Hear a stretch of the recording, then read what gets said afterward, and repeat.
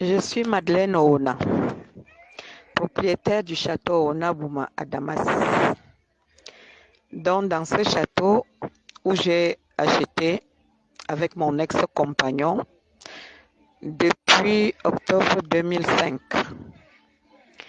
Et dans ce château, il y avait un vieux bâtiment que Mbalabasala nous avait vendu.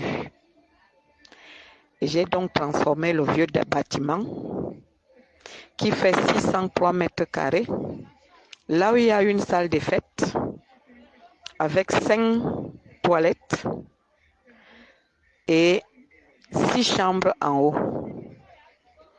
une cuisine, une arrière-cuisine et 3 magasins. Ensuite, dans le même terrain, j'ai rajouté 17 chambres, un restaurant, un sas, 2 magasins. Et toujours dans le même, au même endroit, j'ai mis 6 suites à l'arrière du bâtiment en étage. J'ai mis les cocotiers, j'ai mis les manguiers. Il y a l'accueil aussi, où j'ai rajouté 2 salles d'attente et 2 chambres pour les siestes.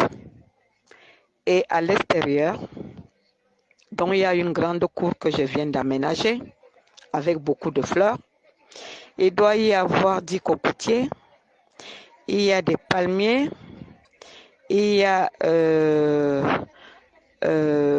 des banquiers, il y a des avocatiers. En fait, c'est un endroit où j'ai aussi mis un château d'eau et cette eau est buvable. Donc, on n'a pas de facture d'eau à l'endroit.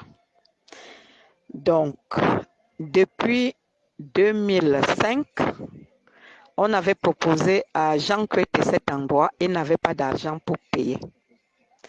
Et du jour au lendemain, mon ex est parti en 2006. J'ai donc commencé à fabriquer les parpaings pour construire cet endroit.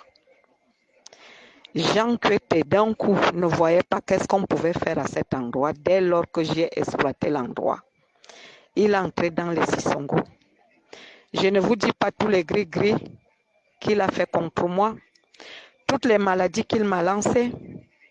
Au jour d'aujourd'hui, d'ailleurs, c'est un des personnes, parce que le terrain n'est pas seulement ce terrain-là qui est litigieux.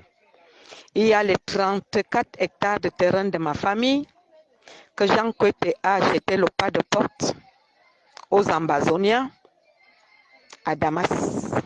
En fait, il ne travaille plus pour Popol, il travaille pour ses enfants. Jean Couette a fait loger, toujours à Damas, à côté de chez moi. C'est là-bas que Cabral Libye habite. Et non loin de chez moi, il a donné à Yuktabe le terrain que Aïdjo devait construire le palais de Toudi.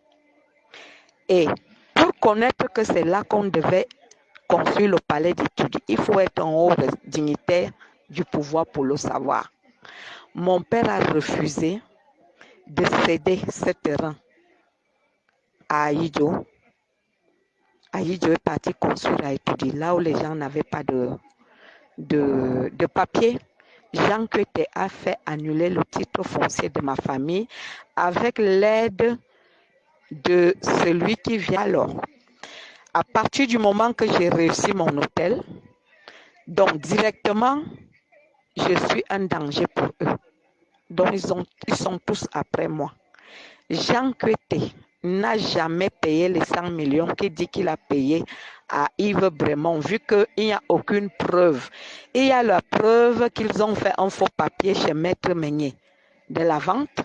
On n'a jamais vu aucun virement ni aucun chèque qu'il a donné à ce dernier.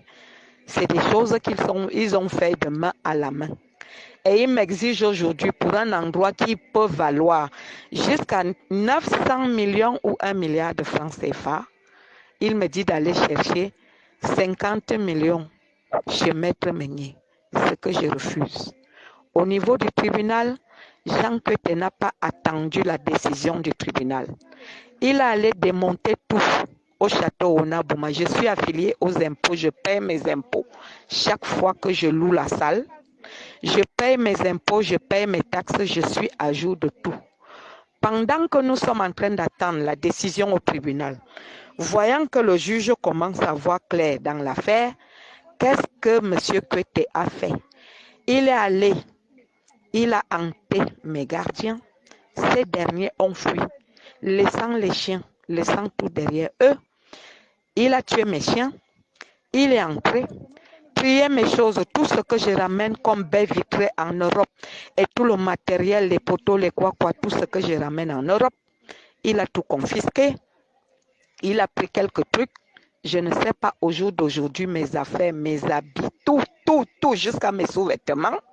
Puisque le jour que je partais de la maison, tout était ouvert. Ils m'ont tout confisqué. Je suis aujourd'hui pour une personne qui était venue au Cameroun comme un exemple de réussite. C'est la 3e fois qu'il casse chez moi. À chaque fois que je suis allée pour casser l'hôtel, il m'a tout pris, il m'a tout cassé. Quand son huissier est venu casser, je n'étais pas là. Ils sont entrés jusque dans ma chambre. Ils ont pris les tablettes. Ils ont pris mes chaussures. Ils ont pris mes perruques. Ils ont pris mes téléphones. Ils m'ont tout pris jusqu'au papier, jusqu'à mon permis de conduire, jusqu'à mon passeport. Quand ils ont pris mes papiers, il y avait il y avait tous mes papiers d'Europe, de sécurité sociale, de carte bancaire, de tout. Ils m'ont pris les robinetteries que j'avais ramenées d'Allemagne. Tout ce qui pouvait être transporté, ils ont porté, ils sont partis avec. D'ailleurs, quand ils sont sortis ce jour-là, ils n'ont jamais répertorié mes choses. Ils ont porté le reste de mes choses. Ils ont mis en route. Imaginez une route où tout le monde passe. Chacun s'est servi. Et Dieu seul sait, j'ai pu récupérer quelques effets.